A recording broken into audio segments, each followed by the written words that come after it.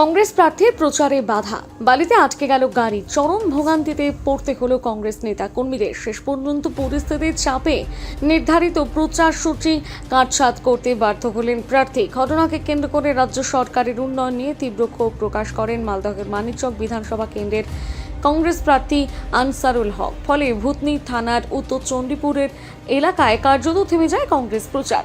জানা গিয়েছে, বৃহস্পতিবার মানিকচক বিধানসভা কেন্দ্রের কংগ্রেস প্রার্থী আনসারুল হকের প্রচার কর্মসূচি ছিল ভূতনির উত্তর চণ্ডীপুর এলাকায়।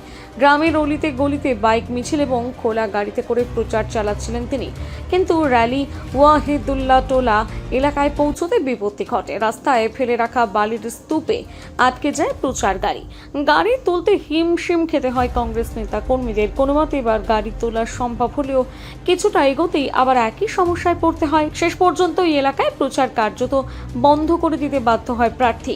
প্রায় 1 ঘন্টা চেষ্টার পর ট্রাক্টরের সাহায্যে গাড়িটি উদ্ধার করা হয়, তবে এরপর আর ওই এলাকায় প্রচার চালানো হয়নি। ঘটনার পর সংবাদ মাধ্যমের মুখোমুখি হয়ে কংগ্রেস প্রার্থী আনসারুল হক রাজ্য সরকারের উন্নয়ন নিয়ে প্রশ্ন তোলেন। এ বিষয়ে তিনি বলেন, প্রচার ছিল অনেক জায়গায়, আমরা প্রচারে কিন্তু দেখতে পেলাম, মানে যেতে পারলাম না। এক জায়গায় আমার গাড়িও ফেসে গেল। সরকার বলছে তৃণমূল সরকার যে আমরা খুব উন্নয়ন করেছি। উন্নয়ন আমি আজকে প্রচারে এসে বুঝতে পারলাম যে কিচ্ছু নয়, কোনো রাস্তাঘাট কিচ্ছু হয়নি, গাড়ি যেতে পারছে না, আমাদের কাটছাট করে প্রচার করতে হচ্ছে। আজকে আমরা উত্তর চণ্ডীপুর আর দক্ষিণ চণ্ডীপুর এবং হিরানন্দপুর জায়গায় এখন যাব।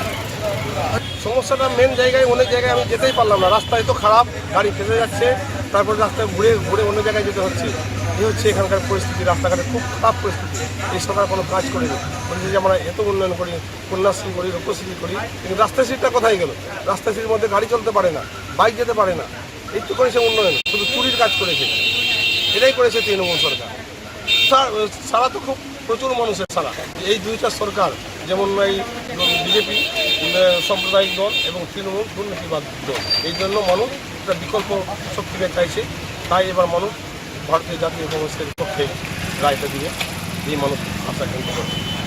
অবশ্যই কাটছাট করতে হয়েছে। আপনারা দেখতে পেলেন যে আমাদের গাড়ি ফেলে গিয়েছিল, আপনারা তো সেটা দেখলেন, সেটাই কাটছাট করতে হলো যে আমরা যেতে পারছি না। মালদা থেকে পরিতোষ সরকারের প্রতিবেদন, নিউজ টুডে।